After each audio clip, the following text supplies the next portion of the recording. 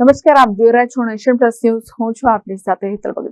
છોટાઉદેપુર જિલ્લા તથા પંચમહાલ, દાહોદ, સુરત શહેર, સુરત રૂરલ, ભરૂચ જિલ્લાના અલગ અલગ પોલીસ સ્ટેશનમાં નોંધાયેલા મોટરસાયકલ ચોરીના કુલ 11 ગુનામાં રાજ્ય બહારના નાસ્તા ફરતા આરોપી ઝડપાયા છે. Chhota Udepur police Rangpur police station વિસ્તારમાં પેટ્રોલિંગમાં હતા તે દરમિયાન અંગત બાતમીદાર થકી ચોક્કસ બાતમી મળેલ હતી કે ગુજરાત રાજ્યના અલગ અલગ જિલ્લાઓમાં કુલ 11 ગુનાનો મોટરસાયકલ ચોરીના ગુનાઓ રાજ્ય બહારના નાસ્તા ફરતા આરોપી થાવરિયાભાઈ સેંગલાભાઈ નાયક નાનો લહેમાટ ફાટક પાસે આવેલ હોય, જે કોઈ વાહનમાં બેસી પોતાના ઘરે જવા માટે ઉભો છે તેવી બાતમી હકીકત મળેલ હતી. આ હકીકતના આધારે પોલીસે તપાસ કરતા થાવરિયા ઉર્ફે સાગર સેંગલાભાઈ નાયક હોવાનું જણાવેલ. સદરીને ગુના બાબતે પૂછતા તેને જણાવેલ કે આજથી આશરે 2.5 વર્ષ પહેલા અમારી ગેંગના બકલાભાઈ ઉર્ફે સુમલો તુલસીભાઈ નાયક તથા ફુસિયાભાઈ ઉર્ફે ફુસિયાભાઈ રમેશભાઈ નાયક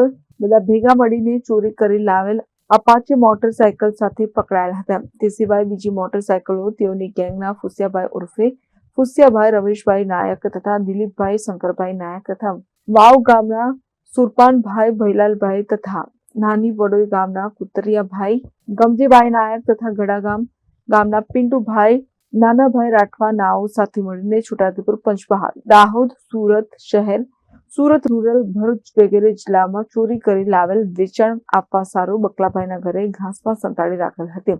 તે તમામ મોટરસાયકલ પોલીસે જમા લીધેલ હતી. તે મોટર ચોરીના ગુનામાં પોતાનું નામ ખુલેલ હોય, જેથી પોતે સૌરાષ્ટ્ર તરફ મજૂરીએ જતો રહેલ હતો. પોતે સૌરાષ્ટ્રમાં પકડાઈ ન જાય તે માટે પોતાનું નામ સાગર તરીકે દર્શાવતું હોવાનું હકીકત જણાવેલ છે. અને હાલ હોળીનો તહેવાર આવતો હોય, પોતે પોતાના ઘરે જતો હતો તે દરમિયાન છોટાઉદેપુર એલસીબી દ્વારા તેને પકડી પાડવામાં આવ્યો છે અને આગળની કાર્યવાહી હાથ ધરવામાં આવેલ છે. Rehan Patel, nation plus news, Chhota Udepur.